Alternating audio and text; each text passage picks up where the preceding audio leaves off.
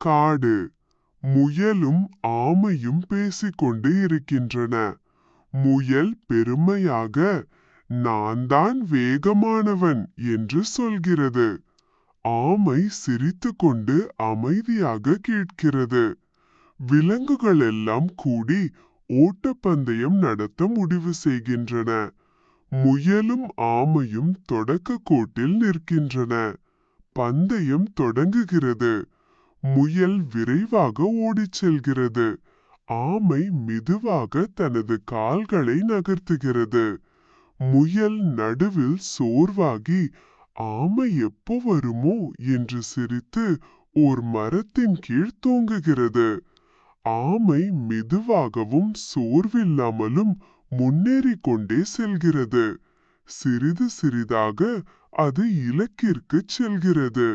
ஆமை முதலிடத்தை அடைகிறது. விலங்குகள் உற்சாகமாக கைதட்டுகின்றன. முயல் விழித்து இலக்கை நோக்கி ஓடுகிறது.